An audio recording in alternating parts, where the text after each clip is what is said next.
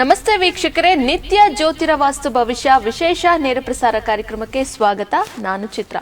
ಈ ದಿನದ ಪಂಚಾಂಗ, ತಿಥಿ ಹಾಗೆ ದ್ವಾದಶ ರಾಶಿಗಳ ದಿನ ಭವಿಷ್ಯದೊಟ್ಟಿಗೆ ಗುರುವಾರ ಹುಟ್ಟಿದಂತವರ ಏನು ಭವಿಷ್ಯ ಹೇಗಿರುತ್ತೆ, ಅವರ ಒಂದು ಅದೃಷ್ಟ, ಅವರು ಹುಟ್ಟಿರುವಂತಹ ದಿನದ ಆಧಾರದ ಮೇಲೆ ಏನಾದ್ರೂ ಬದಲಾಗುತ್ತಾ, ಜೊತೆಗೆ ಅವರ ಒಂದಷ್ಟು ಗುಣ ಸ್ವಭಾವಗಳು, ಸೀಕ್ರೆಟ್ಸ್ಗಳು, ಹೀಗೆ ಹಿಂದಿನ ಸಂಚಿಕೆಯಲ್ಲಿ ನಾವು ಭಾನುವಾರ, ಸೋಮವಾರ, ಮಂಗಳವಾರ, ಬುಧವಾರದವರೆಗೂ ಕೂಡ ನೋಡಿದ್ವಿ. ಹಾಗೆ ಇವತ್ತಿನ ನಮ್ಮ ಈ ಸಂಚಿಕೆಯಲ್ಲಿ ಗುರುವಾರ ಅಂತವರ ಗುಣ ಸ್ವಭಾವಗಳನ್ನ ತಿಳಿದುಕೊಳ್ತಾ ಹೋಗೋಣ. ಜೊತೆಗೆ ನಿಮಗೆ ಆಗ್ಬರುವಂತಹ ಒಳ್ಳೆ ದಿಕ್ಕು ಯಾವುದು, ಒಳ್ಳೆ ಕಲರ್ ಯಾವುದು, ಹೀಗೆ ಅನೇಕ ವಿಚಾರಗಳನ್ನ ಇವತ್ತಿನ ಸಂಚಿಕೆಯಲ್ಲಿ ತಿಳಿಯೋದ್ರ ಜೊತೆಗೆ ನೀವು ಕೂಡ ನೇರ ಪ್ರಸಾರದಲ್ಲಿ ಕಾಲ್ ಮಾಡಿ ನಮ್ಮ ಜೊತೆ ಮಾತನಾಡಬಹುದು. ಜೊತೆಗೆ ಗುರೂಜಿಗಳ ಬಳಿ ನಿಮ್ಮ ಸಮಸ್ಯೆಯನ್ನ ಹೇಳ್ಕೊಳ್ಬಹುದು ಅಂತ ತಿಳಿಸ್ತಾ ಈ ಎಲ್ಲಾ ಮಹತ್ತರ ವಿಚಾರಗಳನ್ನ ತಿಳಿಸ್ಕೊಡೋದಕ್ಕೆ ನನ್ನ ಜೊತೆ ಇದ್ದಾರೆ ಗುರೂಜಿಗಳು. ಮೊದಲಿಗೆ ಅವರನ್ನ ಕಾರ್ಯಕ್ರಮಕ್ಕೆ ಸ್ವಾಗತಿಸ್ತಾ ಇದ್ದೀನಿ. ಖ್ಯಾತ ಸಂಖ್ಯಾಶಾಸ್ತ್ರಜ್ಞರು, ಪಂಚಭೂತ ವಾಸ್ತು ತಜ್ಞರು ಹಾಗೂ ಖ್ಯಾತ ಜ್ಯೋತಿಷಿಗಳು ಆದಂತಹ ಶ್ರೀ ಮಂಜುನಾಥ್ ಗುರೂಜಿಗಳು. ಗುರುಜಿ ನಮಸ್ತೆ, ಕಾರ್ಯಕ್ರಮಕ್ಕೆ ಸ್ವಾಗತ. ನೀಲಾಂಜನ ಸಮಭಾಸಂ ರವಿಪುತ್ರಂ ಯಮಾಗ್ರಜಂ ಛಾಯಾ ಮಾರ್ತಾಂಡ ಸಂಭೂತಂ ತಂ ನಮಾಮಿ ಶನೇಶ್ವರಾಯ. ಗುರೂಜಿಗಳನ್ನ ಕಾರ್ಯಕ್ರಮಕ್ಕೆ ಸ್ವಾಗತಿಸಿದ್ವಿ. ವೀಕ್ಷಕರೇ, ನಾನು ನಿಮ್ಗೆ ಮೊದಲೇ ತಿಳಿಸಿದ ಹಾಗೆ ನೀವು ಕೂಡ ಕರೆ ಮಾಡಬಹುದು, ನೇರ ಪ್ರಸಾರದಲ್ಲಿ ಗುರೂಜಿಗಳೊಟ್ಟಿಗೆ ಮಾತನಾಡಬಹುದು ಅಂತ ತಿಳಿಸ್ತಾ ಮೊದಲನೇದಾಗಿ ನಮ್ಮ ಕಾರ್ಯಕ್ರಮದ ಮೊದಲನೇ ಅಂಗ ಇವತ್ತಿನ ದಿನದ ಪಂಚಾಂಗ ಮತ್ತೆ ತಿಥಿಯನ್ನ ನೋಡ್ತಾ ಹೋಗೋಣ. ಗುರೂಜಿ ತಿಳಿಸ್ತೀರಾ? ನೋಡಿ, ಇವತ್ತು ತುಂಬ ವಿಶೇಷವಾಗಿ ನವಮಿ ತಿಥಿ ಇರುವಂಥದ್ದು, ಕೃಷ್ಣ ಪಕ್ಷ, ಭರಣಿ ನಕ್ಷತ್ರ, ಶೂಲಯೋಗ ಮತ್ತು ಗರಜಕರಣವಾಗಿರುವಂಥದ್ದು, ವಾರ ಶನಿವಾರ. ಇವತ್ತಿನ ಬೆಂಗಳೂರಿನ ಕಾಲಮಾನ ನಮ್ಮ ರಾಜ್ಯಕ್ಕೆ ಸಂಬಂಧಪಟ್ಟ ಹಾಗೆ 6 ಗಂಟೆ 3 ನಿಮಿಷಕ್ಕೆ ಸೂರ್ಯೋದಯ ಆಗುವಂಥದ್ದು, 6 ಗಂಟೆ 48 ನಿಮಿಷಕ್ಕೆ ಸೂರ್ಯಾಸ್ತ ಆಗುವಂಥದ್ದು. ಮತ್ತು ಮುಹೂರ್ತ ಭಾಗದಲ್ಲಿ ಇವತ್ತು ಬಂದರೆ ವಿಶೇಷವಾಗಿ ರಾಹುಕಾಲ ಇವತ್ತು 9 ಗಂಟೆ 15 ನಿಮಿಷಕ್ಕೆ ಪ್ರಾರಂಭವಾಗಿ 10 ಗಂಟೆ 50 ನಿಮಿಷದವರೆಗೆ ಇರುವಂಥದ್ದು. ಯಮಗಂಡ ಕಾಲ 2 ಗಂಟೆ 2 ನಿಮಿಷದಿಂದ 3 ಗಂಟೆ 37 ನಿಮಿಷ. ಗುಳಿಕ ಕಾಲ ಇವತ್ತು 6 ಗಂಟೆ 3 ನಿಮಿಷದಿಂದ 7 ಗಂಟೆ 39 ನಿಮಿಷ. ಅಭಿಜಿತ ಮುಹೂರ್ತ ಅಥವಾ ಅಭಿಜಿತ ಲಗ್ನ ಅಂತ ಇವತ್ತು ನೋಡಿದ್ರೆ 12 ಗಂಟೆಯಿಂದ 12 ಗಂಟೆ 51 ನಿಮಿಷವಾಗಿರುವಂಥದ್ದು. ಓಕೆ, ಇವತ್ತಿನ ದಿನದ ಪಂಚಾಂಗ ಮತ್ತೆ ತಿಥಿಯನ್ನ ನಾವು ತಿಳಿದುಕೊಂಡ್ವಿ. ಹಾಗೆ ವೀಕ್ಷಕರೇ, ಇವತ್ತಿನ ದಿನದ ದ್ವಾದಶ ರಾಶಿಗಳ ದಿನ ಭವಿಷ್ಯವನ್ನ ಕೂಡ ಪ್ರಾರಂಭ ಮಾಡೋಣ. ಮೊದಲನೇದಾಗಿ ಮೇಷ ರಾಶಿಯವರಿಗೆ ಶನಿವಾರದ ದಿನ ಭವಿಷ್ಯ ಏನಿದೆ ತಿಳಿಯೋಣ. ನೋಡಿ, ಮೇಷರಾಶಿಯವರಿಗೆ ಇವತ್ತು ತುಂಬ ವಿಶೇಷವಾಗಿ ವ್ಯಾಪಾರವನ್ನು ಬಲಪಡಿಸಲು ಇಂದು ನೀವು ಯಾವುದೇ ಪ್ರಮುಖ ಕ್ರಮಗಳನ್ನು ತೆಗೆದುಕೊಳ್ಳಬಹುದು ಮತ್ತು ಇದಕ್ಕಾಗಿ ನಿಮ್ಮ ಆಪ್ತ ಮತ್ತು ನಿಮ್ಮ ಆಪ್ತ ಬಳಗದಿಂದ ಸಹಾಯವನ್ನು ಪಡ್ಕೊಳ್ಬಹುದು. ಅವರಿಂದ ಆರ್ಥಿಕ ಸಹಾಯ ಕೂಡ ಮೇಷರಾಶಿಯವರಿಗೆ ಇವತ್ತು ಸಿಗುವಂಥದ್ದು. ಮೇಷ ರಾಶಿಯ ನಂತರ ಮುಂದಿನ ರಾಶಿ ವೃಷಭ ರಾಶಿಯ ವಿಚಾರಕ್ಕೆ ಸಂಬಂಧಪಟ್ಟಂತೆ ಇವತ್ತಿನ ದಿನ ಭವಿಷ್ಯವನ್ನ ಕೂಡ ನೋಡ್ತಾ ಹೋಗೋಣ. ಗುರುಜಿ ತಿಳಿಸಿ. ನೋಡಿ, ವೃಷಭ ರಾಶಿಯವರ ವಿಚಾರದಲ್ಲಿ ಇವತ್ತು ನೋಡೋದಾದರೆ ನಿಮ್ಮ ಸ್ವಲ್ಪ ಅಸಡ್ಡೆಯ ವರ್ತನೆ ಪೋಷಕರನ್ನು ಚಿಂತೆಗೀಡ ಮಾಡಬಹುದು ಮತ್ತು ನೀವು ಯಾವುದೇ ಹೊಸ ಯೋಜನೆಯನ್ನು ಆರಂಭಿಸುವ ಮೊದಲು ಅವರನ್ನು ವಿಶ್ವಾಸಕ್ಕೆ ತೆಗೆದುಕೊಳ್ಳಬಹುದು. ಅದು ಒಂದು ಒಳ್ಳೆಯ ವಿಚಾರ ಅಂತ ಇವತ್ತು ವೃಷಭ ರಾಶಿಯವರಿಗೆ ನೋಡ್ತೇವೆ. ವೃಷಭ ರಾಶಿಯ ನಂತರ ಮುಂದಿನ ರಾಶಿ ಮಿಥುನ ರಾಶಿ ಬಗ್ಗೆ ಇವತ್ತಿನ ದಿನ ಭವಿಷ್ಯ ಏನಿದೆ ತಿಳಿಯೋಣ.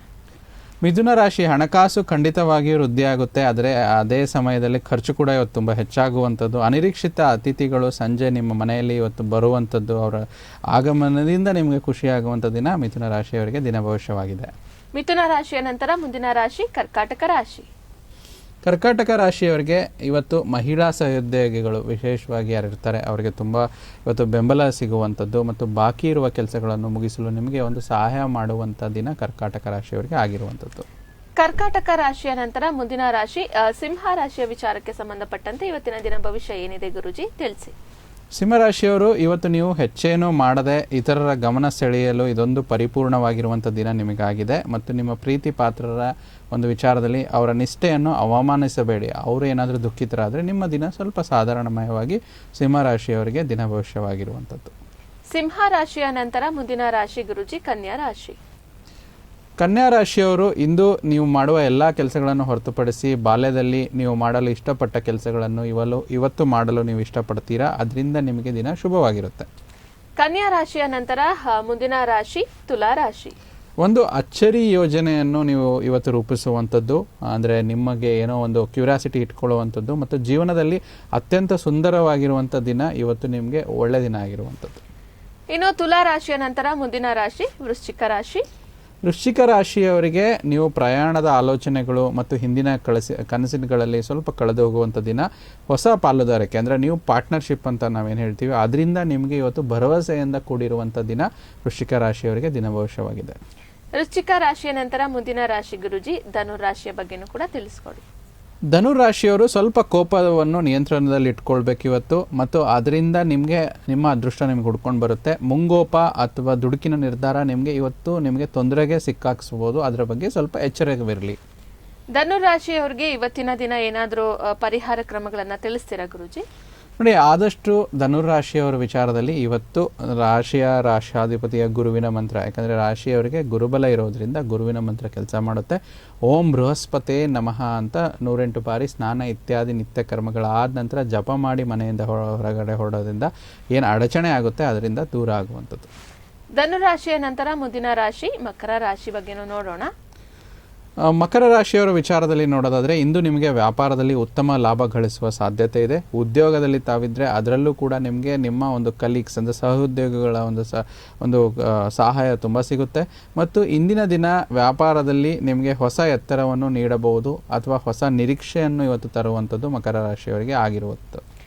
ಮಕರ ರಾಶಿಯ ವಿಚಾರಕ್ಕೆ ಸಂಬಂಧಪಟ್ಟಂತೆ ಇವತ್ತಿನ ದಿನ ಭವಿಷ್ಯವನ್ನ ನೋಡಿ ಆಯಿತು. ಇನ್ನು ಮುಂದಿನ ರಾಶಿ ಕುಂಭರಾಶಿ. ಕುಂಭರಾಶಿಯವರು ನೋಡಿ, ನಿಮ್ಮ ಯಾವುದೇ ವಸ್ತುಗಳು ಡಿಜಿಟಲ್ ಆಗಿರ್ಬೋದು, ನಾರ್ಮಲ್ ಆಗಿರ್ಬೋದು, ಅದ್ರ ಬಗ್ಗೆ ಸ್ವಲ್ಪ ಅಸಡ್ಡೆ ತೋರಿಸಿದ್ರೆ ಅದರಿಂದ ನಷ್ಟ ಅನುಭವಿಸುವಂಥದ್ದು ಅಥವಾ ಆ ವಸ್ತುವಿನ ಕಳ್ಳತನ ಆಗಬಹುದು, ಅದೊಂದು ವಿಚಾರ. ಮತ್ತು ಇಂದು ವಿವಾಹದ ಒಂದು ನಿಜವಾದ ಭಾವ ಪರಿವರ್ಷೆಯನ್ನು ನೀವು ತಿಳಿತೀರಾ, ಅಂದರೆ real life of the marriage ನಿಮಗೆ ತಿಳ್ಕೊಳ್ಳುವಂಥದ್ದು ದಿನ ಕುಂಭರಾಶಿಯವರದಾಗಿದೆ. ಇನ್ನು ಕುಂಭರಾಶಿಯ ನಂತರ ಕೊನೆಯ ರಾಶಿ ಮೀನರಾಶಿ. ಮೀನರಾಶಿಯವರು ನೋಡಿ, ನಾಯಕತ್ವದ ಗುಣಗಳು ಮತ್ತು ಜನರ ಅವಶ್ಯಕತೆಗಳ ಬಗ್ಗೆ ಸಂವೇದನೆಯನ್ನು ಹೊಂದಿರುವಂಥ ದಿನವಾಗಿರುತ್ತೆ. ನಿಮ್ಮ ನೈಜ ಗುಣವನ್ನು ವ್ಯಕ್ತಪಡಿಸುವ ಆಕಾಂಕ್ಷೆ ಮತ್ತು ದೊಡ್ಡ ಸಹಾಯಗಳನ್ನು ಪಡೆಯಲು ಇವತ್ತು ಸಾಧ್ಯವಾಗುವಂಥ ದಿನ. ವೀಕ್ಷಕರೇ, ಇಲ್ಲಿಗೆ ದ್ವಾದಶ ರಾಶಿಗಳ ದಿನ ಭವಿಷ್ಯ ಕಂಪ್ಲೀಟ್ ಆಗಿದೆ. ಸೊ ನೀವು ಕಾಲ್ ಮಾಡಬೇಕಾಗಿರೋ ನಂಬರ್ನ ನಾನು ಹೇಳ್ತಾ ಇದ್ದೀನಿ, 08162270004 ಅಥವಾ 5 ಅಥವಾ 6 ಕಾಲ್ ಮಾಡಿ. ಕಾಲ್ ಕನೆಕ್ಟ್ ಆಗುತ್ತೆ. ಆಗ ನೀವು ಗುರೂಜಿಗಳ ಬಳಿ ನಿಮ್ಮ ಸಮಸ್ಯೆ ಏನೇ ಇದ್ರೂ ಸಹ ನೀವು ಅದನ್ನ ಪರಿಹಾರ ಮಾಡ್ಕೊಳ್ಬಹುದು. ಯಾಕಂದ್ರೆ ಗುರೂಜಿಗಳು ತಿಳಿಸುವಂತ ಪರಿಹಾರ ಕ್ರಮಗಳೇನಿರುತ್ತೆ ಎಲ್ಲವೂ ಕೂಡ ಸರಳ ಮತ್ತೆ ಸುಲಭ ಪರಿಹಾರ ಕ್ರಮಗಳು ಕೂಡ ಆಗಿರುತ್ತವೆ. ಹಾಗಿದ್ರೆ ಇವತ್ತಿನ ನಮ್ಮ ಈ ಸಂಚಿಕೆಯಲ್ಲಿ ಗುರುವಾರ ಹುಟ್ಟಿದವರಂತರ ಒಂದು ಗುಣ ಸ್ವಭಾವಗಳೇನು, ಅವರ ಸೀಕ್ರೆಟ್ಸ್ ಏನು ಅಂತ ಹೇಳಿ ಗುರುಜಿಗಳು ತಿಳಿಸ್ಕೊಡ್ತಾರೆ. ಗುರುಜಿ, ಗುರುವಾರ ಹುಟ್ಟಿದಂತವರ ಒಂದು ಭವಿಷ್ಯ ಹೇಗಿರುತ್ತೆ, ಹಾಗೆ ಗುರುವಾರ ಹುಟ್ಟಿದವರ ಗುಣ ಸ್ವಭಾವಗಳು ಯಾವ ರೀತಿಯಾಗಿರುತ್ತೆ, ಅವರು ಯಾವ ದೇವರನ್ನ ಪೂಜೆ ಮಾಡಬೇಕು, ಇದ್ರ ಬಗ್ಗೆ ನೋಡೋದಾದ್ರೆ ಏನೆಲ್ಲ ಇರುತ್ತೆ ಗುರುಜಿ? ನೋಡಿ, ಗುರುವಾರ ವಿಶೇಷವಾಗಿ ತುಂಬ ಒಂದು ಒಳ್ಳೆ ಕಾನ್ಸೆಪ್ಟ್. ಇವತ್ತು ತಾವು ಕೇಳ್ದಂಗೆ ಗುರುವಾರ ಹುಟ್ಟಿರೋರ ವಿಚಾರದಲ್ಲಿ ವಾರ ನಿರ್ಣಯದ ಫಲಗಳು ನಾವು ಪ್ರತಿಯೊಂದು ಸಂಚಿಕೆಯಲ್ಲಿ ನಾವು ಕೆಲವೊಬ್ಬರು ನಮ್ಮ ವೀಕ್ಷಕರಿಗೆ ತಿಳಿಸ್ಕೊಟ್ಟಿದ್ವಿ. ಅಂದರೆ ಗುರುವಾರ ಹುಟ್ಟಿದವರಿಗೆ ಎಲ್ಲ ಮ್ಯಾಚ್ ಆದರೂ ಕೂಡ ನಿಮ್ಮ ದಶಾಭುಕ್ತಿಗಳು ನಿಮಗೆ ನಿರ್ಣಯವಾಗಿರುತ್ತೆ. ಅಂದರೆ ನಿಮಗೆ ಏನು ದಶಾಭುಕ್ತಿ ನಡೀತೀರ ಅದರ ಪ್ರಭಾವ ಜಾಸ್ತಿ ಇರುತ್ತೆ. ಆದರೂ ಕೂಡ ಆ ರಾಶಿ ಅನುಸಾರವಾಗಿ ನಿಮಗೆ ಅದರ ಒಂದು ಎನರ್ಜೀಸ್ ಇದ್ದೇ ಇರುತ್ತೆ. ಸೊ ಗುರುವಾರ ಹುಟ್ಟಿದ ವಿಚಾರದಲ್ಲಿ, ಗುರುವಾರ ಅಂದ್ರೇ ಬೃಹಸ್ಪತಿ ಗ್ರಹ. ಬೃಹತ್ ಅಂದರೆ ದೊಡ್ಡ ವಿಚಾರ. ಅಂದರೆ ಸವಿವರವಾಗಿ ನೋಡೋದಾದರೆ ಗುರುವಾರ ಹುಟ್ಟಿದವರಿಗೆ ಪೂರ್ಣ ಪ್ರಮಾಣದಲ್ಲಿ ಒಂದು ಗುರುವಿನ ಒಂದು ಅಂಶ ಅಥವಾ ಬ್ರಹ್ಮನ ಅಂಶ ಇರುವಂಥದ್ದು ನಾವು ನೋಡ್ತೀವಿ. ಮತ್ತು ಗುರುವಾರ ಹುಟ್ಟಿದವರಿಗೆ ಸ್ವಲ್ಪ ಆಧ್ಯಾತ್ಮದ ವಿಚಾರದಲ್ಲಿ ಮತ್ತು ಇದರ ವಿಚಾರದಲ್ಲಿ ಆಸಕ್ತಿಗಳು ಜಾಸ್ತಿ, ಅಂದರೆ ಸ್ಪಿರಿಚುವಾಲಿಟಿ ವಿಚಾರದಲ್ಲಿ ಜಾಸ್ತಿ ಇರುತ್ತೆ.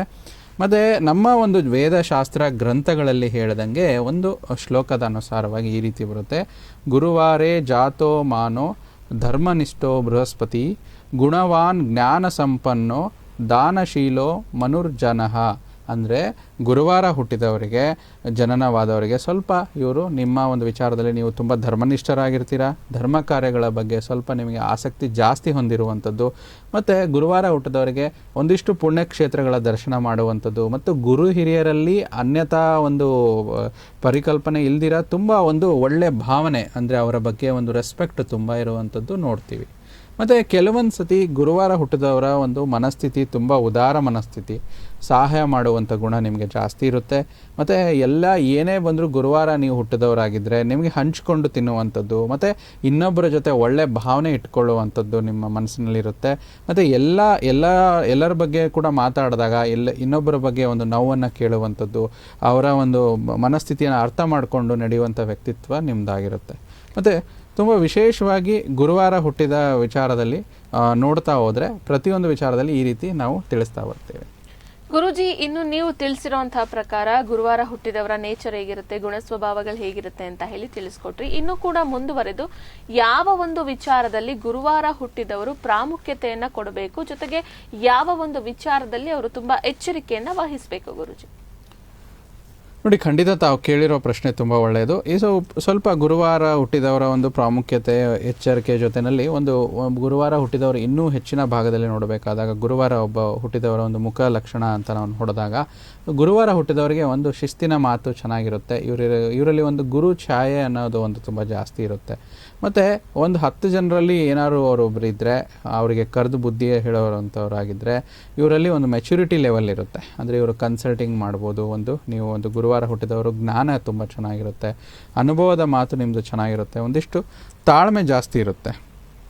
ಮತ್ತು ಮೂಲ ಸ್ವಭಾವ ಮತ್ತು ಪ್ರಾಮುಖ್ಯತೆಯ ವಿಚಾರವಾಗಿ ತಾವು ಕೇಳ್ದಂಗೆ ಗುರುವಾರ ಹುಟ್ಟಿದವರ ವಿಚಾರದಲ್ಲಿ ತುಂಬ ಒಂದು ಶಾಂತತೆ ಸ್ವಭಾವ ನೋಡ್ಬೋದು. ಅದಕ್ಕೆ ತುಂಬ ಪ್ರಾಮುಖ್ಯತೆ ಇವರು ಕೊಡ್ತಾರೆ. ಮತ್ತು ಗುರುವಾರ ಹುಟ್ಟಿದವರ ವಿಚಾರದಲ್ಲಿ ವಾರದ ಗುರುವಾರ ಅಂತ ಹೇಳ್ತೀವಿ. ಇವರಿಗೆ ಮಚ್ಚೆ ಅನುಸಾರವಾಗಿ ನೋಡೋದಾದರೆ ದೇಹದಲ್ಲಿ ಗುರುವಾರ ಹುಟ್ಟಿದವರಿಗೆ ಸ್ವಲ್ಪ ಹೃದಯ ಭಾಗ ಅಥವಾ ತಲೆಯ ಮೇಲ್ಭಾಗ ಅಂತ ಹೇಳ್ತೀವಿ, ಅಥವಾ ಈ ಕೈನ ಮೇಲ್ಭಾಗ ಮಚ್ಚೆಗಳಿರುವಂಥದ್ದು ನೋಡ್ಬೋದು. ಮತ್ತು ಒಂದು ದೇಹ ಕಾಯ ಅಂದರೆ ಬಾಡಿಲಿ ಎನರ್ಜೀಸ್ ಅಂತ ನಾವು ನೋಡಿದಾಗ ಇವರ ವಿಚಾರವಾಗಿ ಸ್ವಲ್ಪ ದೇಹದ ಆಕೃತಿಯಲ್ಲಿ ಗುರುವಾರ ಹುಟ್ಟಿದವರು ಒಂದು ವಯಸ್ಸಿನ ನಂತರ, ಒಂದು 16 ವರ್ಷನೋ 18 ವರ್ಷದ ನಂತರ ಇವರು ಸ್ವಲ್ಪ ದಪ್ಪ ಆಗುವಂಥದ್ದು. ಅಂದರೆ ಒಳ್ಳೆಯ ವಿಚಾರ ಏನಂತಂದರೆ ನೋಡೋಕ್ಕೆ ಗುಂಡ್ಗುಂಡಕ್ಕಾಗಿರುವಂಥದ್ದು ಗುರುವಾರ ಹುಟ್ಟಿದವ್ರದ್ದು ನಾವು ನೋಡ್ತಾ ಬರ್ತೀವಿ. ಆಮೇಲೆ ಇವರ ಒಂದು ಮೈಕಟ್ಟು ಅಂತಂದರೆ ಸ್ವಲ್ಪ ಸಾಧಾರಣ ಎತ್ತರವಾಗಿರುವಂಥದ್ದು. ಆದರೆ ಶರೀರ ಗುರುವಾರ ಹುಟ್ಟಿದವರಿಗೆ ತುಂಬ ತೂಕಮಯವಾಗಿರುವಂಥ ಶರೀರ ಇರುತ್ತೆ. ಮತ್ತು ಸ್ಥಿತಿ ಪ್ರಜ್ಞೆ ಉಳ್ಳವರು. ಸ್ವಲ್ಪ ನೆಗೆಟಿವ್ ಅಂಶ ಏನು ಅಂತಂದರೆ ಇವರಿಗೆ ಸ್ಥೂಲಕಾಯ ಗುರುವಾರ ಹುಟ್ಟಿದವರಿಗೆ ನಿಮಗೆ ತುಂಬ ಬೇಗ ಆಗುವಂಥದ್ದು ನಾವು ನೆಗೆಟಿವ್ ನೋಡ್ತೀವಿ. ಮತ್ತು ವೀಕ್ನೆಸ್ ಏನಂತಂದರೆ ಸಿಹಿ ತಿನ್ನೋಕ್ಕೆ ತುಂಬ ಇಷ್ಟಪಡ್ತೀರಾ. ಸಿಹಿನ ತುಂಬ ತಿಂದಾಗ ಅದು ಕೂಡ ವೇಟ್ ಗೇನ್ಗೆ ತುಂಬ ಕಾರಣ ಆಗುವಂಥದ್ದು ಗುರುವಾರದಲ್ಲಿ ಅಂತ ಹೇಳ್ತೀವಿ. ಮತ್ತು ಆರೋಗ್ಯದಲ್ಲಿ ಒಂದು ಅರ್ಥದಲ್ಲಿ ಒಂದು ಸಜೆಷನ್ ಅಂತ ನಾವು ನಮ್ಮ ಜ್ಯೋತಿಷ್ಶಾಸ್ತ್ರದಲ್ಲಿ ಇವರಿಗೆ ಕೊಡಬೇಕು ಅಂತ ಅಂದಾಗ ಇವರಿಗೆ ಒಂದು ಸ್ವಲ್ಪ ಸಿಹಿ ಕಮ್ಮಿ ಮಾಡಿಕೊಂಡ್ರೆ ಒಳ್ಳೆಯದು. ಯಾಕಂದರೆ ಇವರು ದಪ್ಪ ಕಮ್ಮಿ ಆಗಬೇಕು ಅಂತ ಯಾವಾಗಲೂ ಪ್ರಯತ್ನ ಪಡ್ತಿರ್ತಾರೆ. ಸೊ ಆ ವಿಚಾರದಲ್ಲಿ ಇವರ ಒಂದು ಈ ಒಂದು ನೆಗೆಟಿವ್ ಅಂಶನ ಕಂಡುಹಿಡ್ಕೊಂಡ್ರೆ ಒಂದು ಆರೋಗ್ಯದಲ್ಲಿ ತುಂಬ ಒಳ್ಳೆಯದಿರುತ್ತೆ. ಇನ್ನು ಹೆಚ್ಚಿನ ಅಂಶ ನೋಡೋದಾದರೆ ಇವರು ಒಬ್ಬ ಒಳ್ಳೆ ಆಚಾರ್ಯರಾಗಬಹುದು, ಒಬ್ಬ ಒಳ್ಳೆ ಪುರೋಹಿತರಾಗಬಹುದು. ಪ್ರೊಫೆಷನ್ ವೈಸ್ ಗುರುವಾರ ಹುಟ್ಟಿದವರು ನೀವು ಒಬ್ಬ ಒಳ್ಳೆ ಟೀಚರ್ ಆಗ್ಬೋದು, ಅಥವಾ ಒಬ್ಬ ವಕೀಲ, ಅಥವಾ ಒಳ್ಳೆ ನ್ಯಾಯಾಧೀಶ, ಜಡ್ಜ್ಮೆಂಟ್ ಅಂತ ಏನು ಹೇಳ್ತೀವಲ್ಲ ಅದರ ವಿಚಾರದಲ್ಲಿ ತುಂಬ ಪ್ರೊಫೆಷನ್ ಚೆನ್ನಾಗಿರುತ್ತೆ. ಮತ್ತು ಒಳ್ಳೆ ಪ್ರವಚನಕಾರ, ಮತ್ತು ಧಾರ್ಮಿಕ ಸಂಸ್ಥೆಗಳಲ್ಲಿ ಕೆಲಸ ಮಾಡುವಂಥದ್ದು, ಮತ್ತು ಮುಖ್ಯಸ್ಥರು ಕೂಡ ಆಗುವಂಥದ್ದು, ಒಂದು ಸಂಸ್ಥೆಯ ಮುಖ್ಯಸ್ಥರಂತ ಆಗುವಂಥದ್ದು, ಅಥವಾ ಬ್ಯಾಂಕಲ್ಲಿ ಕೆಲಸ ಮಾಡುವಂಥದ್ದು, ಮತ್ತು ಫೈನಾನ್ಸ್ ಕಂಪ್ನಿಯಲ್ಲಿ ಕೆಲಸ ಮಾಡುವಂಥದ್ದು, ಅಥವಾ ಒಬ್ಬ ಒಳ್ಳೆ ಕಾಂಟ್ರಾಕ್ಟರ್ ಆಗ್ಬೋದು, ಒಬ್ಬ ಒಳ್ಳೆ ಪ್ರೊಡ್ಯೂಸರ್ ಆಗ್ಬೋದು. ತಾವು ಒಳ್ಳೆ ಇನ್ವೆಸ್ಟ್ಮೆಂಟ್ ಬಿಸ್ನೆಸ್ಸಲ್ಲೂ ಕೂಡ ಅಭಿವೃದ್ಧಿ ಕಾಣುವಂಥದ್ದು. ಈ ರೀತಿ ಹಲವಾರು ವೃತ್ತಿಯಲ್ಲಿ ವಿಶೇಷ ಅಭಿವೃದ್ಧಿ ಅಂತ ಕಾಣುವಂಥ ವ್ಯಕ್ತಿತ್ವಗಳು ನೀವು ಗುರುವಾರ ಹುಟ್ಟಿದವರು ಆಗ್ತೀರಾ ಅಂತ ನೋಡ್ತೀವಿ. ಗುರುಜಿ, ಇನ್ನೂ ಸಹ ಮುಂದುವರೆದು ನೋಡೋದಾದ್ರೆ ಯಾವೆಲ್ಲ ಅಂಶಗಳು ಗುರುವಾರ ಹುಟ್ಟಿದವರಲ್ಲಿ ಇರುತ್ತೆ? ಸೊ ಮುಖ್ಯವಾದ ಅಂಶಗಳು ಅಂತ ತಗೊಂಡ್ರೆ ಅದು ಯಾವ್ದ್ಯಾವ್ದು, ಜೊತೆಗೆ ಒಳ್ಳೆ ಕಲರ್, ಒಳ್ಳೆ ಒಂದು ಸಮಯ, ಒಳ್ಳೆ ದಿಕ್ಕು ಯಾವ್ದ್ಯಾವ್ದು ಅಂತ ಹೇಳಿ ತಿಳಿಸಿ ಗುರುಜಿ. ನೋಡಿ, ನೀವು ಅಂಶಗಳ ಬಗ್ಗೆ ಕೇಳಿದ್ರಿ. ಆ ವಿಚಾರದಲ್ಲಿ ನೋಡೋದಾದರೆ ಗುರುವಾರ ಹುಟ್ಟಿದವರಿಗೆ ವಿಶೇಷ ಲಕ್ಷಣ ಅಂತಂದರೆ ಯಾವುದೇ ರೀತಿ ಜ್ಞಾನದ ಕೊರತೆ ನಿಮ್ಮಲ್ಲಿರೋದಿಲ್ಲ. ಯಥೇಚ್ಛವಾಗಿ ಒಂದಲ್ಲ ಒಂದು ಜ್ಞಾನ, ಒಂದು ನಾಲೆಜ್ ನಿಮ್ಮ ಹತ್ರ ತುಂಬ ಚೆನ್ನಾಗಿರುತ್ತೆ. ಉದಾಹರಣೆಗೆ ಏನಂದರೆ, ಒಂದು ಪುಸ್ತಕ ಮೂಲಕ ನೀವೇನಾದರೂ ತಿಳ್ಕೊಬೇಕು ಅಂತಂದರೆ ಅದರ ಮೂಲಕನೂ ತಾವು ತಿಳ್ಕೊತೀರಾ, ಅಥವಾ ಒಂದು ಇಂಟರ್ನೆಟ್ಟು, ಒಂದು ಆನ್ಲೈನು, ಎಲ್ಲೇ ಇದ್ರೂ ಕೂಡ ಅದು ಜ್ಞಾನದ ಕೊರತೆ ಗುರುವಾರದವರಿಗೆ ಆಗೋದಿಲ್ಲ. ಎಲ್ಲೋ ಒಂದು ರಿಸೋರ್ಸಲ್ಲಿ ನಿಮಗೆ ಜ್ಞಾನ ಬೇಗ ಸಿಗುತ್ತೆ. ಮತ್ತು ವೇದಶಾಸ್ತ್ರದಲ್ಲಿ ಹೇಳ್ದಂಗೆ ಒಂದು ನಮ್ಮ ಗುರುವಾರ ಹುಟ್ಟಿದವರ ವಿಶೇಷವಾಗಿ ಹೇಳೋದಂತಂದರೆ ಈ ಜ್ಞಾನ ಈಗಿರುವಂಥ ಒಂದು ಜನ್ರೇಷನಲ್ಲಿ ಒಂದು ದರಿದ್ರತೆ ಅಂದರೆ ಅಜ್ಞಾನ. ಸೊ ಅಜ್ಞಾನದ ಒಂದು ಸಂತಾನನೇ ಒಂದು ಅಹಂಕಾರ ಮತ್ತು ಅಶಾಂತಿ ಅಂತ ಹೇಳ್ತೀವಿ. ಆದರೆ ಗುರುವಾರ ಹುಟ್ಟಿದವರಿಗೆ ಜ್ಞಾನ ಚೆನ್ನಾಗಿರೋದ್ರಿಂದ, ಜ್ಞಾನ ಅಂದ್ರೇ ಜ್ಯೋತಿ. ಸೊ ಆ ಇರುವಂಥ ಜ್ಞಾನದ ಜ್ಯೋತಿಯಿಂದ ಅಜ್ಞಾನದ ಕತ್ತಲೆ ಓಡಿಸೋದಕ್ಕೆ ಮತ್ತು ಅಹಂಕಾರ ನಿರ್ಮಾಣ ಮಾಡೋದಕ್ಕೆ, ನಿಮಗೆ ನಿರ್ನಾಮ ಮಾಡೋದಕ್ಕೆ ಗುರುವಾರ ಹುಟ್ಟಿದವರಿಗೆ ಅನುಕೂಲ ಆಗುತ್ತೆ. ಮತ್ತು ತಾವು ಕೇಳ್ದಂಗೆ ಈ ವಿಚಾರದಲ್ಲಿ ಗುರುವಾರ ಹುಟ್ಟಿದವರಿಗೆ ವಿಶೇಷವಾಗಿ ಆರಾಧನೆ, ಅಂದರೆ ಗುರುವಾರ ಹುಟ್ಟಿದವರು ಯಾರ ಒಂದು ದೇವರ ಆರಾಧನೆ ಮಾಡಬೇಕು ಅನ್ನೋ ವಿಚಾರದಲ್ಲಿ ನೋಡೋದಾದರೆ ಇವರಿಗೆ ತುಂಬ ಒಂದು ಬಹಳ ಗುರುತತ್ವ ಜಾಸ್ತಿ ಇರೋದ್ರಿಂದ ಗುರುವಾರ ಹುಟ್ಟಿದವರು ವಿಶೇಷವಾಗಿ ರಾಘವೇಂದ್ರ ಸ್ವಾಮಿ ಗದ್ದುಗೆ ಆಗಿರ್ಬೋದು, ಮತ್ತು ಯಡಿಯೂರು ಸಿದ್ಧಲಿಂಗೇಶ್ವರ ಗದ್ದುಗೆ ಆಗಿರ್ಬೋದು, ಕೊಟ್ಟೂರು ಬಸವೇಶ್ವರರು ಉತ್ತರ ಕರ್ನಾಟಕದಲ್ಲಿ ಬಹಳ ಪ್ರಮುಖವಾಗಿರುವಂಥ ಇದೊಂದು ಪೀಠ ಆಗಿರುವಂಥದ್ದು. ಮತ್ತು ಇನ್ನು ಉತ್ತರ ಕರ್ನಾಟಕ ಭಾಗದಲ್ಲಿ ನೋಡಿದರೆ ಗುರು ದತ್ತಾತ್ರೇಯರ ಪಾದುಕೆ ಇದೆ ಗಣಗಾಪುರದಲ್ಲಿ. ಮತ್ತು ಸಾಯಿಬಾಬಾ ವಿಚಾರದಲ್ಲಿ ಮಹಾರಾಷ್ಟ್ರದಲ್ಲಿ ಆಗಿರ್ಬೋದು. ಅಂದರೆ ಗುರುತತ್ವ ಅಂಶ ಇರುವಂಥ ದೇವರು, ಅಂದರೆ ಇವರು ಈ ರೀತಿ ಜೀವಂತವಾಗಿ ಗದ್ದಿಗೆಯಲ್ಲಿ ಐಕ್ಯವಾಗಿರುವಂಥವರ ಜೊತೆಯಲ್ಲಿ ದೈವಾಂಶ ಸಂಭೂತರಾದ ದೇವರುಗಳಿಗೆ ಪ್ರತಿ ಗುರುವಾರ ತಾವು ದೇವಸ್ಥಾನ ಭೇಟಿ, ದರ್ಶನ ಮತ್ತು ದೇವರ ವಿಚಾರವಾಗಿ ನೋಡುವಂಥದ್ದು ಒಳ್ಳೆಯದಾಗುತ್ತೆ. ಮತ್ತು ಇನ್ನೂ ದೇವತಾ ಆರಾಧನೆಯಲ್ಲಿ ಇನ್ನೂ ಹೆಚ್ಚಾಗಿ ಗುರುವಾರ ಹುಟ್ಟಿದವರು ಒಂದು ದಕ್ಷಿಣಾಮೂರ್ತಿ ಆರಾಧನೆ ಮಾಡುವಂಥದ್ದು ತುಂಬ ಚೆನ್ನಾಗಂತ ಹೇಳ್ತೀವಿ. ಮತ್ತು ಗುರುವಾರ ಹುಟ್ಟಿದವರಿಗೆ ಎಲ್ಲ ಒಂದು ಸಂಕಷ್ಟ ನಿವಾರಣೆಗಳು, ಈ ಎಲ್ಲ ಮಾಡುವಂಥ ದೇವರ ಆರಾಧನೆ ದರ್ಶನದಿಂದ ಎಲ್ಲ ಸಂಕಷ್ಟಗಳು ನಿವಾರಣೆ ಆಗಿ ಅವರಿಗೆ ಒಂದು ಸಿದ್ಧಿಯೋಗ ಸಿಗುತ್ತೆ ಈ ವಿಚಾರದಲ್ಲಿ.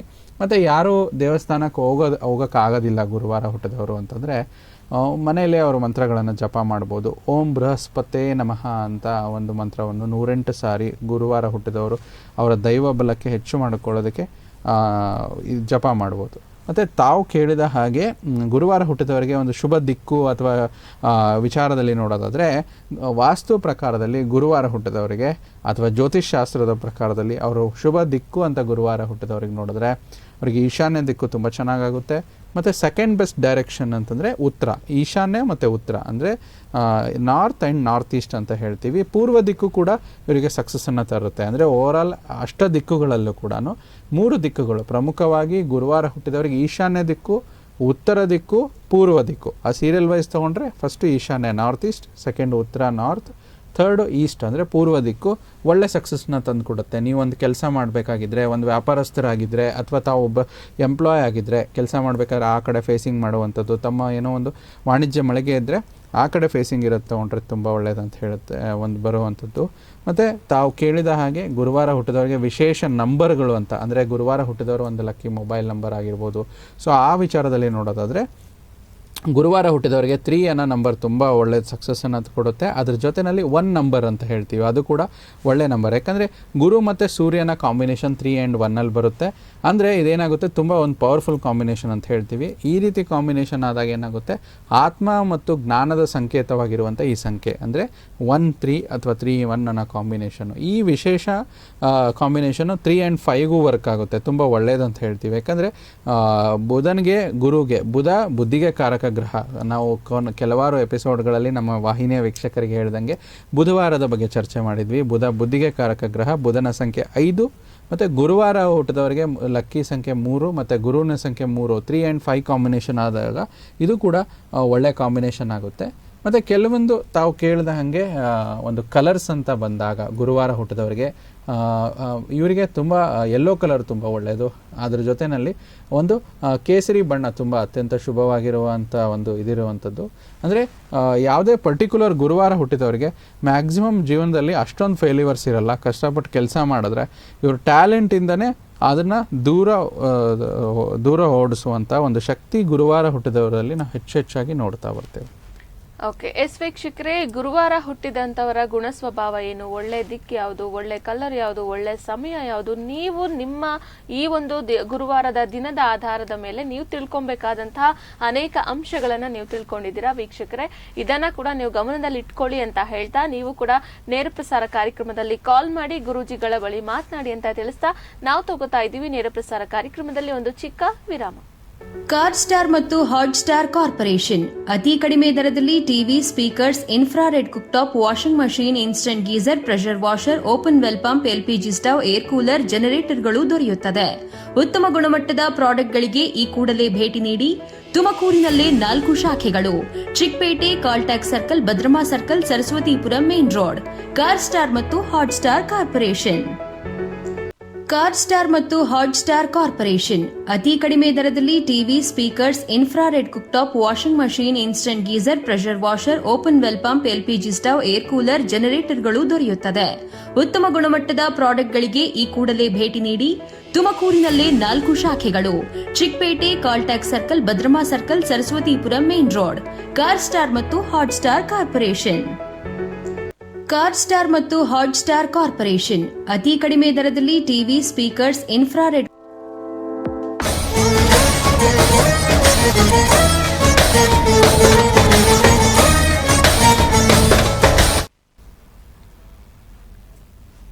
Welcome back. ವಿರಾಮದ ನಂತರ ಮತ್ತೆ ನಿತ್ಯ ಜ್ಯೋತಿರ ವಾಸ್ತು ಭವಿಷ್ಯ ವಿಶೇಷ ನೇರ ಪ್ರಸಾರ ಕಾರ್ಯಕ್ರಮಕ್ಕೆ ಸ್ವಾಗತ ವೀಕ್ಷಕರೇ. ನಾವು ಪ್ರತಿ ಸಂಚಿಕೆಯಲ್ಲೂ ಕೂಡ ಜ್ಯೋತಿಷ್ಯ ಶಾಸ್ತ್ರದ ಆಧಾರದ ಮೇಲೆ ಅಥವಾ ವಾಸ್ತುವಿಗೆ ಸಂಬಂಧಪಟ್ಟಂತೆ ಗುರೂಜಿಗಳು ಕೂಡ ಅನೇಕ ವಿಚಾರಗಳನ್ನ ನಮ್ಮ ಪ್ರತಿ ಸಂಚಿಕೆಯಲ್ಲೂ ಕೂಡ ತಿಳಿಸ್ತಾ ಹೋಗಿದ್ದಾರೆ. ಹಾಗೆ ಇವತ್ತಿನ ನಮ್ಮ ಈ ಸಂಚಿಕೆಯಲ್ಲೂ ಕೂಡ ಈಗ ನಾವು ಮನೆಯಲ್ಲಿ ಒಂದು ದ್ವಾರ ಬಾಗಿಲು ಅಂತ ಇರುತ್ತೆ. ಸೊ ಅದೇ ನಾವು ಮನೆಯೊಳಗೆ ಎಂಟ್ರಿ ಆಗೋದಕ್ಕೆ ಇರುವಂತ ಒಂದು ಬಾಗಿಲಾಗಿರುತ್ತೆ. ಸೊ ಇದಕ್ಕೆ ಸಂಬಂಧಪಟ್ಟಂತೆ ಮನೆ ಬಾಗಿಲಿನ ಮೇಲೆ ಚಿತ್ರಗಳನ್ನ ಕೆತ್ತಿಸಬಾರದೆ ಅಥವಾ ಕೆತ್ತಿಸಬಹುದೇ, ಈ ವಿಚಾರಕ್ಕೆ ಸಂಬಂಧಪಟ್ಟಂತೆ ಗುರೂಜಿಗಳು ಕೂಡ ತಿಳಿಸ್ಕೊಡ್ತಾರೆ. ಗುರೂಜಿ ನೋಡಿ, ಖಂಡಿತ ಇದೊಂದು ಮೂಲವಾಗಿ ನಾವು ವಾಸ್ತು ಪ್ರಕಾರದಲ್ಲಿ ನೋಡೋದಾದ್ರೆ ಇದನ್ನು ವಿಸ್ತಾರವಾಗಿ ನೋಡುವಂಥದ್ದು. ಮನೆಯ ಬಾಗಿಲು ದ್ವಾರ ಬಾಗಿಲು ವಿಚಾರವಾಗಿ ನೋಡೋದಾದ್ರೆ ತುಂಬ ಮುಖ್ಯವಾಗಿ ನೋಡೋದು, ತುಂಬ ಮನೆ ಬಾಗಿಲಿಗೆ ಒಂದು ನಾವು ನಮ್ಮ ಒಂದು ಸರ್ವೇ ಸಾಮಾನ್ಯವಾಗಿ ನಮ್ಮ ಅನುಭವದಲ್ಲಿ ನೋಡೋದಾದರೆ ಕೆಲವೊಬ್ರು ಏನು ಮಾಡ್ತಾರೆ ಅಂದರೆ ನಿಯಮಾನುಸಾರವಾಗಿ ಮನೆಗೆ ಹೂವಿನ ದ್ವಾರ ಬಾಗಿಲಿಗೆ ಹೂವಿನ ಒಂದು ಅಲಂಕಾರ ಮಾಡಿರುವಂಥದ್ದು ಅಥವಾ ದೇವತೆಗಳ ಅಲಂಕಾರವಾಗಿರ್ಬೋದು. ಅಂದರೆ ಉದಾಹರಣೆಗೆ ಲಕ್ಷ್ಮೀ ದೇವರ ಒಂದು ಕೆತ್ತನೆ ಆಗಿರ್ಬೋದು ಅಥವಾ ಗಣೇಶ ಚಿತ್ರದ ಒಂದು ಕೆತ್ತನೆ ಆಗಿರ್ಬೋದು ಮತ್ತು ಕೆಲವೊಂದು ಹೂಗಳ ಒಂದು ಲತೆಗಳಿರುವಂಥದ್ದು ಮತ್ತು ಹಣ್ಣುಗಳ ಚಿತ್ರಗಳಿರುವಂಥದ್ದು. ಅದರಲ್ಲಿ ದೇವರಲ್ಲಿ ಲಕ್ಷ್ಮೀ ಮತ್ತು ಗಣೇಶ ಆಗಿರ್ಬೋದು, ಸಮಸ್ಯೆ ಇಲ್ಲ. ಆದರೆ ಕೆಲವೊಂದು ಹಣ್ಣುಗಳ ಚಿತ್ರ ಅಷ್ಟೊಂದು ಒಳ್ಳೆಯದಲ್ಲ. ಅಥವಾ ಒಂದು ತೆಂಗಿನ ಮರದ ಒಂದು ಚಿತ್ರ ಇರುತ್ತೆ, ಅದು ಕೂಡ ಅಷ್ಟೊಂದು ಒಳ್ಳೆಯದಲ್ಲ.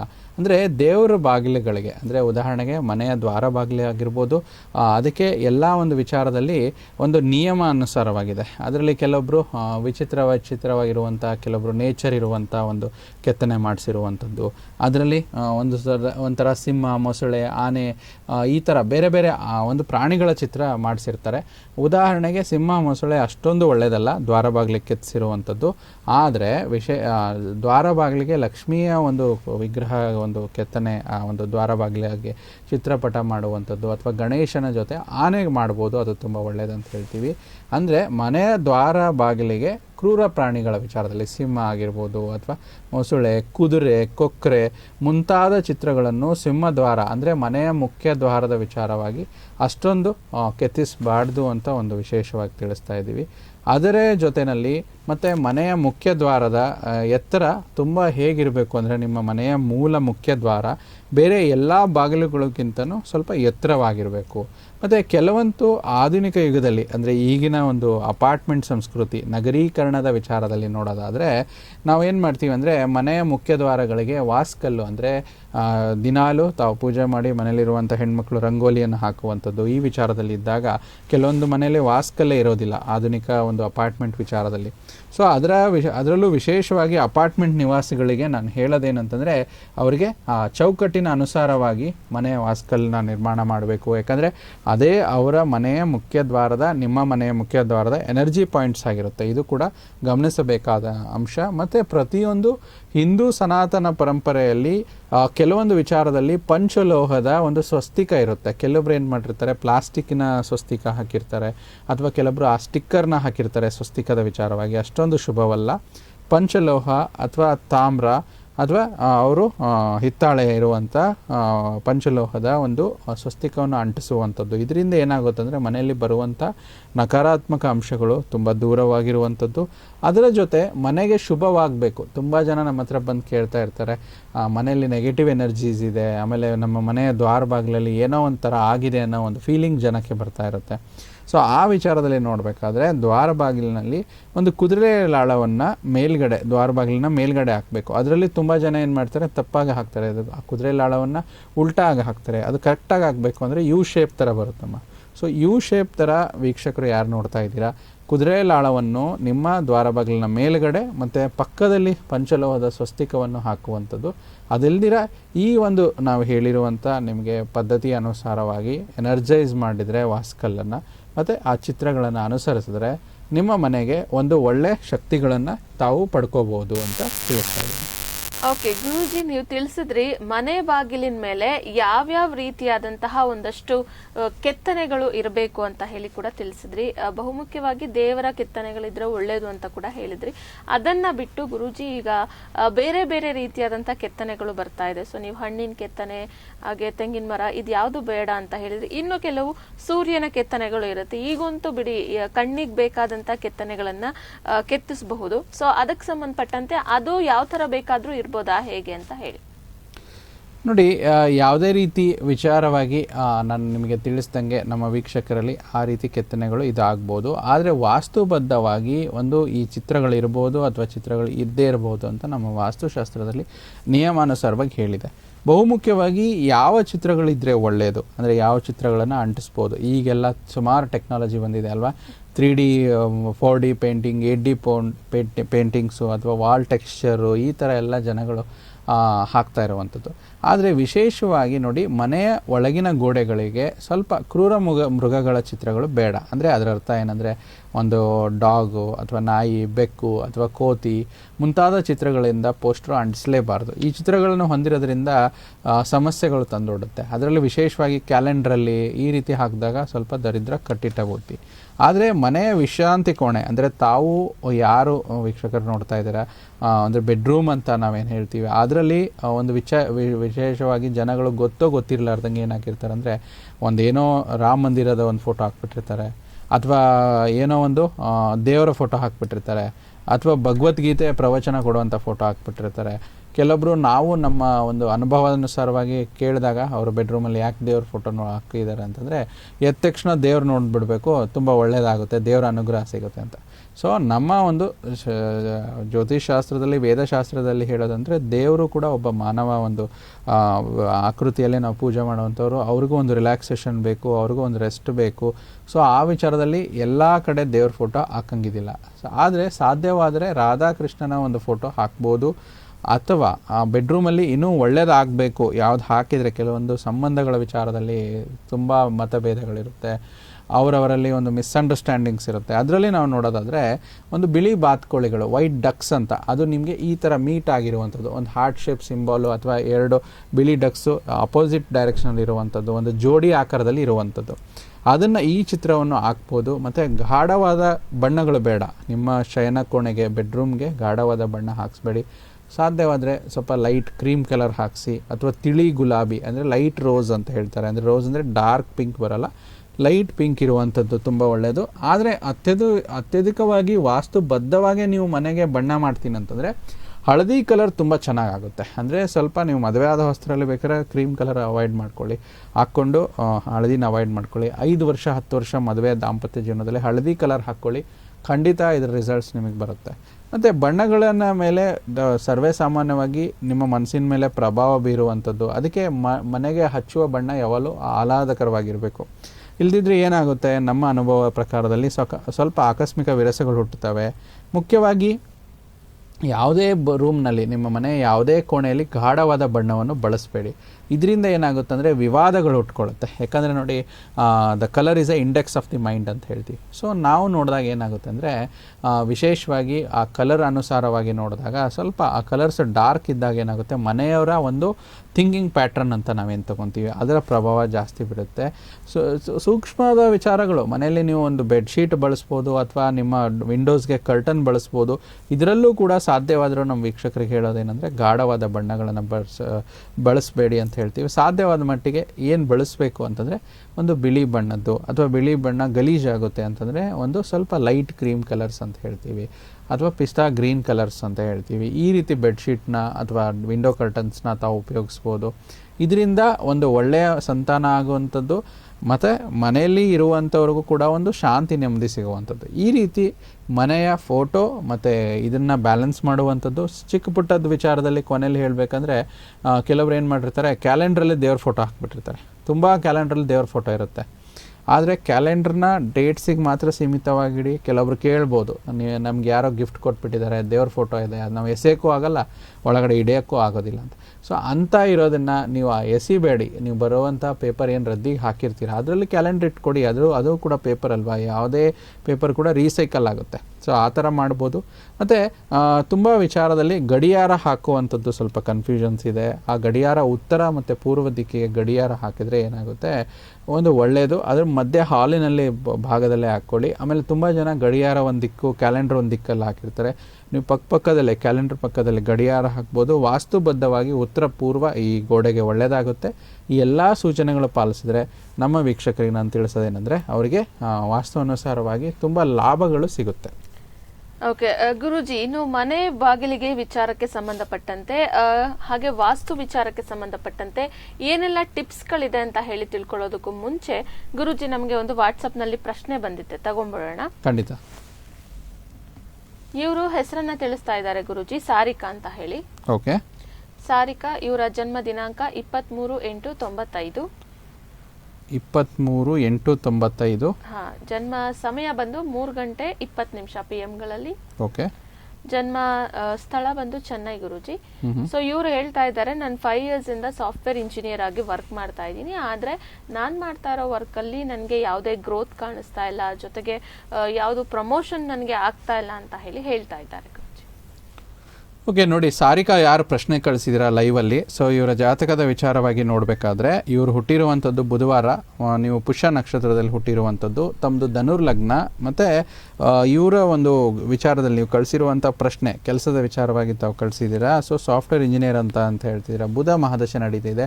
ಬುಧ ಮತ್ತು ರಾಹು ಯಾರ ಜಾತಕದಲ್ಲಿ ನಡೆಯುತ್ತೋ ಅವರಿಗೆ software, machine learning, artificial intelligence ಇದು ಸಪೋರ್ಟ್ ಮಾಡುತ್ತೆ. ಸೊ ಇಲ್ಲೇನಾಗುತ್ತೆ, ಗ್ರೋತ್ ಅನ್ನೋ ಫ್ಯಾಕ್ಟರ್ದಲ್ಲಿ ದಶಮ ಸ್ಥಾನದಲ್ಲಿ ಕುಜ ಇದೆ. ಯಾರಿಗೆ ದಶಮ ಸ್ಥಾನದಲ್ಲಿ, ದಶಮ ಅಂದರೆ house of profession, house of job ಅಂತ ಹೇಳ್ತೀವಿ. ಕುಜ ಒಂದು ಸ್ಟ್ರೆಸ್ ಗಿವಿಂಗ್ ಪ್ಲಾನೆಟ್ ಅಂತ ಹೇಳ್ತೀವಿ. So it will give lot of stress. So ನಿಮ್ಮ ಜಾತಕದಲ್ಲಿ ದಶಮದಲ್ಲಿ ಕುಜ ಖಂಡಿತ ನಿಮಗೆ ಸ್ಟ್ರೆಸ್ಸನ್ನು ಕೊಟ್ಟಿರುತ್ತೆ. ಅದ್ರ ಜೊತೆಯಲ್ಲಿ ಅಂತರ್ದಶ ಅಲ್ಲಿ ರಾಹು ಅಂತರ್ದಶೆ ಮಾರ್ಚ್ 2023 ನಡೀತಿದೆ. ರಾಹು ಬಂದು ಶನಿವತ್ ರಾಹು, ಕುಜವತ್ ಕೇತು ಅನ್ನೋ ಹಾಗೆ ರಾಹು ನಿಮ್ಮ ಜಾತಕದಲ್ಲಿ ಲಾಭ ಸ್ಥಾನದಲ್ಲಿದ್ದು, ರಾಹುವಿನ ರಾಶ್ಯಾಧಿಪತಿ ಶುಕ್ರ 9ನೇ ಮನೆಯಲ್ಲಿ ಅಸ್ತ ಸೂರ್ಯನ ಜೊತೆ ಇರೋದ್ರಿಂದ ನಿಮಗೆ ಗ್ರೋತು. ಅಸ್ತ ಸೂರ್ಯ ಮತ್ತು ಅಸ್ತ ಬುಧ, ನಿಮಗೆ ದಶಮಾಧಿಪತಿ ಬುಧನೇ ಆಗ್ತಾನೆ, ಅಲ್ಲಿ ಅಸ್ತನಾಗಿರೋದ್ರಿಂದ ನಿಮಗೆ ಗ್ರೋತ್ ಇಲ್ಲ ನೀವು ಹೇಳ್ದಂಗೆ 5 ವರ್ಷದಿಂದ. ಬಟ್ ಯಾವಾಗ ಗ್ರೋತ್ ಸಿಗುತ್ತೆ ಅಂದರೆ ಮುಂಬರುವ ದಶಾಭುಕ್ತಿಗಳಲ್ಲಿ ಬರುವಂಥ ಜನವರಿ 2026ರಿಂದನೇ ನಿಮಗೆ ಪ್ರಾರಂಭವಾಗ್ತಿರುವಂಥದ್ದು ಬುಧ ಮಹಾದಶೆನಲ್ಲಿ ಗುರು ಅಂತರ್ದಶೆ. ಸೊ ಗುರು ಬಂದು ನಿಮ್ಮ ಜಾತಕಕ್ಕೆ ತುಂಬ ಪ್ರಬಲವಾಗಿ ಲಗ್ನಾಧಿಪತಿನೇ ಆಗಿರುವಂಥದ್ದು, ಲಗ್ನ ಚತುರ್ಥಾಧಿಪತಿ ಆಗಿರುವಂಥದ್ದು. ಸೊ ಅದರಿಂದ ನಿಮಗೆ ಚೆನ್ನಾಗಾಗುತ್ತೆ, ತೊಂದರೆ ಇಲ್ಲ. ಜನವರಿವರೆಗೂ ವೇಟ್ ಮಾಡಿ, ಗ್ರೋತ್ ಖಂಡಿತ ಕೆಲಸದಲ್ಲಿ ಸಿಗುತ್ತೆ. ಅಲ್ಲಿವರೆಗೂ ನಿಮಗೆ ಪರಿಹಾರ ಮುಖೇನ ಹೇಳೋದಾದರೆ, ಒಂದು ಬಲಗೈ ತೋರ್ ಬೆರಳಲ್ಲಿ ಒಂದು ಪುಷ್ಪರಾಗ, ಕನಕ ಪುಷ್ಪರಾಗ 3-5 ಕ್ಯಾರೆಟ್ಸ್ ಅಂತ ಹೇಳ್ತೀವಿ, ಅದನ್ನು ಹಾಕ್ಕೊಳ್ಳಿ. ಆದಷ್ಟು ಬುಧ ಮಹಾದಶೆ ನಡೀತಿರೋದ್ರಿಂದ ದಶಾನಾಥನೂ ಬುಧನೇ ಮತ್ತು ದಶಮಾಧಿಪತಿನೂ ಬುಧನೇ. ಸೊ ಬುಧನಿಗೆ ಸಂಬಂಧಿತವಾಗಿರುವಂಥ ಇವರು ಪರಿಹಾರ ಅಂತ ನೋಡೋದಾದರೆ ಯಾರು ಕ್ವಶನ್ ಕಳಿಸಿದ್ದಾರೆ, ಓಂ ನಮೋ ಭಗವತೆ ವಾಸುದೇವಾಯ ಅಂತ 108 ಬಾರಿ ಜಪ ಮಾಡಿ. ಆದರೆ ಸಾಧ್ಯವಾದರೆ ಪ್ರತಿ ಬುಧವಾರ ಸಂಜೆ ಗೋಧೂಳಿ ಸಮಯದಲ್ಲಿ ವಿಷ್ಣು ಸಹಸ್ರನಾಮ, ಲಲಿತಾ ಸಹಸ್ರನಾಮನ ಶ್ರವಣ ಮಾಡಿ, ಅಂದರೆ ಕೇಳಿಸ್ಕೊಳ್ಳಿ, ಅಥವಾ ಓದಕ್ಕೆ ಬಂದರೆ ಹೇಳಿ, ಅಥವಾ ಮನೆಗೆ ಹತ್ತಿರ ಇರುವಂಥ ಬುಧನ ದೇವಸ್ಥಾನ, ವಿಷ್ಣುವಿನ ದೇವಸ್ಥಾನ ಅಥವಾ ವೆಂಕಟೇಶ್ವರ ಸ್ವಾಮಿ ದೇವಸ್ಥಾನಕ್ಕೆ ಹೋಗ್ತಾ ಬನ್ನಿ. ಈ ರೀತಿ ಮಾಡಿ ಜನವರಿ ನಂತರ ಖಂಡಿತ ಇವರಿಗೆ ಗ್ರೋತ್ ಸಿಗುತ್ತೆ, change of job, change of package ಸಿಗುತ್ತೆ. ಆ ರೀತಿ ಮಾಡ್ಕೊಳ್ಳಿ, ಒಳ್ಳೆಯದಾಗಲಿ. ಓಕೆ, ಸಾರಿಕಾ ಅವರು ಕೂಡ ನಮಗೆ ಪ್ರಶ್ನೆಯನ್ನ ಕಳುಹಿಸಿದ್ರು. ಅವರ ಪ್ರಶ್ನೆಗೆ ಗುರೂಜಿಗಳು ಉತ್ತರವನ್ನ ನೀಡ್ತಾ ಸರಳ ಸುಲಭ ತಂತ್ರಗಳನ್ನ ತಿಳಿಸ್ಕೊಟ್ಟಿದ್ದಾರೆ. ಆದಷ್ಟು ಬೇಗ ಮಾಡ್ಕೊಳ್ಳಿ ಅಂತ ಹೇಳ್ತಾ, ವೀಕ್ಷಕರೇ ನೀವು ಕೂಡ ಇದೇ ರೀತಿಯಾಗಿ ನೇರ ಪ್ರಸಾರದಲ್ಲಿ ಮಾತನಾಡಬೇಕು ಅಂದ್ರೆ ಬೇಗ ಕಾಲ್ ಮಾಡಿ ಗುರೂಜಿಗಳ ಬಳಿ ಮಾತನಾಡಿ. ಹಾಗೆ ವಾಟ್ಸ್ಆಪ್ ನಲ್ಲಿ ಕೆಳಗಡೆ ಡಿಸ್ಪ್ಲೇ ಆಗ್ತಾ ಇರುವಂತಹ ಒಂದು ವಾಟ್ಸ್ಆಪ್ ನಂಬರ್ ಲಾಸ್ಟ್ 777 ಅನ್ನೋ ನಂಬರ್ ಡಿಸ್ಪ್ಲೇ ಆಗ್ತಾ ಇದೆ. ಆ ನಂಬರ್ಗೆ ನೀವು ಪ್ರಶ್ನೆಯನ್ನ ಕಳುಹಿಸಿದರೆ ಗುರೂಜಿಗಳು ಉತ್ತರವನ್ನ ಕೂಡ ನೀಡ್ತಾರೆ ಅಂತ ಹೇಳ್ತಾ, ಇನ್ನು ಮನೆಯ ಬಾಗಿಲಿಗೆ ಹಾಗೆ ವಾಸ್ತು ವಿಚಾರಕ್ಕೆ ಸಂಬಂಧಪಟ್ಟಂತೆ ಕೆಲವೊಂದಷ್ಟು ಟಿಪ್ಸ್ ಗಳನ್ನ ನಾವು ಫಾಲೋ ಮಾಡೋದ್ರಿಂದ ಮನೆಯಲ್ಲಿ ಧನಾತ್ಮಕತೆಯನ್ನ ಕೂಡ ಹೆಚ್ಚಿಸ್ಕೊಳ್ಬಹುದು. ಕಲಹಗಳು ಇವೆಲ್ಲ ಉಂಟಾಗ್ತಾ ಇರುತ್ತೆ, ಅದೆಲ್ಲದನ್ನ ಕೂಡ ಕಮ್ಮಿ ಮಾಡ್ಕೊಳ್ಬಹುದು ಅಂತ ತಿಳಿಸ್ತಾ ಗುರೂಜಿಗಳು ತಿಳಿಸ್ತಾರೆ, ಮನೆ ಬಾಗಿಲು ಮತ್ತೆ ವಾಸ್ತು ವಿಚಾರದಲ್ಲಿ ನಾವು ದಿನನಿತ್ಯ ಅನುಸರಿಸಬೇಕಾದಂತಹ ಕೆಲವೊಂದಷ್ಟು ಟಿಪ್ಸ್ಗಳು ತಿಳಿಯೋಣ. ನೋಡಿ, ತಾವು ಕೇಳ್ದಂಗೆ ತುಂಬ ವಿಶೇಷವಾಗಿ ಮನೆ ಬಾಗಿಲು ವಿಚಾರದಲ್ಲಿ ವಿಶೇಷವಾಗಿ ವಾಸ್ತು ಟಿಪ್ಸ್ಗಳಂತ ನೋಡೋದಾದರೆ, ಯಾವುದೇ ರೀತಿ ಮನೆಗೆ ಗೊತ್ತಿರಲಾರ್ದೇನೋ ತಾವು ಒಂದು ಅಲಂಕಾರಿಕವಾಗಿ ಪ್ಲಾಸ್ಟಿಕ್ನ ಹೂವಿನಗಳ ಬಳಸ್ತಾ ಇರ್ತೀರ, ಇದರಿಂದ ನೆಗೆಟಿವ್ ಎನರ್ಜೀಸ್ ಬರುತ್ತೆ. ಮತ್ತು ಪ್ಲಾಸ್ಟಿಕ್ ವಿಚಾರದಲ್ಲಿ ಯಾವುದೇ ಹೂವು ಹಾಕಿದರೆ, ಪ್ಲಾಸ್ಟಿಕ್ ಅಂದರೆ ಏನು, ಗ್ರೋತ್ ಇರೋದಿಲ್ಲ. ಸೊ ಇದು ಸ್ವಲ್ಪ ಸಮಸ್ಯೆ ಕೊಡುತ್ತೆ. ಮತ್ತು ಮನೆ ಬಾಗಿಲಿಗೆ ಮಾವಿನ ತೋರಣಗಳನ್ನು ಕಟ್ಟಿ, ಯಾವಾಗಲೂ ಮಾವಿನ ತೋರಣ ಸಿಗಲಿಲ್ಲ ಅಂತಂದರೆ ಇನ್ನು ಏನಾದರೂ ವಿಶೇಷವಾಗಿರುವಂಥ ಫ್ರೆಶ್ ಆಗಿರೋ ಹೂವಿನ ಅಲಂಕಾರ ಮಾಡಿ, ಅಥವಾ ಒಂದು ಬಿಡಿ ಹೂವನ್ನಾದರೂ ಕೂಡ ವಾಸ್ಕಲ್ ಮೇಲೆ ಒಂದು 2-4 ಹೂ ಇಡಿ. ಇದು ಒಂದು ಒಳ್ಳೆ ಟಿಪ್ಸ್ ಅಂತ ಹೇಳ್ತೀವಿ. ಮತ್ತು ಮನೆಯಲ್ಲಿ ತುಂಬ ವಿಶೇಷವಾಗಿ ಯಾವಾಗಲೂ ಸದಾ ಕಿರಿಕಿರಿ, ಅನೆಮ್ಮದಿ ಮತ್ತು ಏನೋ ಸಮಸ್ಯೆಗಳಿದೆ, ಮನೇಲಿ ಒಬ್ಬರು ಮತ್ತೊಬ್ಬರು ಕೇಳ್ತಾ ಇಲ್ಲ ಅಂದರೆ ನಮ್ಮ ಒಂದು ವಾಸ್ತುಶಾಸ್ತ್ರದ ಪ್ರಕಾರದಲ್ಲಿ ಮನೆಯ ನೈಋತ್ಯ ಭಾಗ ನಿಮ್ಮ ಸಂಬಂಧಗಳಿಗೆ ಕಾರಕವಾಗಿರುವಂಥದ್ದು, ಅಂದರೆ significator of the relationship is south west direction ಅಂತ ಹೇಳ್ತೀವಿ. ಅಲ್ಲಿ ಕುಟುಂಬ ಸದಸ್ಯರು ಎಲ್ಲರೂ ಸೇರಿ, ಉದಾಹರಣೆಗೆ ತಂದೆ ತಾಯಿ ಇಬ್ಬರು ಮಕ್ಕಳು ಈ ರೀತಿ ನಿಮ್ಮ ಮನೆಯಲ್ಲಿದ್ದರೆ ಅವರ ಒಂದು ಜೊತೆ ಆಗಿರುವಂಥ ಕಾಂಬೈಂಡ್ ಆಗಿರುವಂಥ ಒಂದು ಫೋಟೋವನ್ನು ಅಲ್ಲಿ ಹಾಕುವಂಥದ್ದು ಮನೆಯ ನೈಋತ್ಯ ಭಾಗದಲ್ಲಿ. ಅದು ನಿಮ್ಮ ಬೆಡ್ರೂಮ್ ಆಗಿರ್ಬೋದು ಅಥವಾ ನಿಮ್ಮ ಹಾಲ್ ಆಗಿರ್ಬೋದು. ಸೊ ಆ ವಿಚಾರದಲ್ಲಿ ಹಾಕಿದರೆ ಇವರಿಗೆ ತುಂಬ ಒಳ್ಳೆಯದಂತ ಹೇಳ್ತೀವಿ. ಮತ್ತು ಮನೆಯಲ್ಲಿ ಶಾಂತಿ ನೆಲೆಸಲು ಬೆಳಗ್ಗೆ ಸುಮಾರಾಗಿ ನಿಮಗೆ ಒಂದು ಶಿವನಿಗೆ ಆರಾಧನೆ ಮಾಡುವಂಥ ಪಂಚರುದ್ರಗಾನ ಅಂತ ಬರುತ್ತೆ. ಇದು ನಿಮಗೆ ವೇದ ಶ್ಲೋಕದಲ್ಲಿ ಹೇಳಿರುವಂಥ ಋಗ್ವೇದದಲ್ಲಿ ಮೆನ್ಷನ್ ಆಗಿರುವಂಥ ಒಂದು ಸೂಕ್ತ, ಪಂಚರುದ್ರಗಾನ ಅಂತ ಹೇಳ್ತೀವಿ. ಇದನ್ನು ಬೆಳಗಿನ ಸಮಯದಲ್ಲಿ ಒಂದು ದಿನಾಲು ಶ್ರವಣ ಮಾಡುವಂಥದ್ದು. ನೀವು ಒಂದು ಯೂಟ್ಯೂಬ್ ಇದ್ದರೆ ಅದರಲ್ಲಿ ಹಾಕ್ಕೋಬೋದು, ಅಥವಾ ನಿಮ್ಮ ಮೊಬೈಲಲ್ಲಿ ಡೌನ್ಲೋಡ್ ಮಾಡಿಕೊಂಡು ಅದನ್ನು ಹಾಕುವಂಥದ್ದು. ನಿಯಮ ಎಷ್ಟೇ, ಪಂಚರುದ್ರಗಾನ ಯಾರು ಮನೆಯಲ್ಲಿ ನೀವು ಆ ಒಂದು ಶಬ್ದವನ್ನು ಪ್ಲೇ ಮಾಡ್ತೀರಾ, ಆ ಒಂದು ಮ್ಯೂಸಿಕ್ನ ಹಾಕ್ತೀರಾ, ಬೆಳಗಿನ ಜಾವಕ್ಕೆ ಟೈಮ್ ಮೇಂಟೈನ್ ಮಾಡಬೇಕು. ಒಂದಿನ 6ರಿಂದ 8 ಗಂಟೆ ಹಾಕಿದರೆ ಸುಮಾರು 1ರಿಂದ 2 ಅವರ್ ಇರುತ್ತೆ ಅದು ಪಂಚರುದ್ರಗಾನ.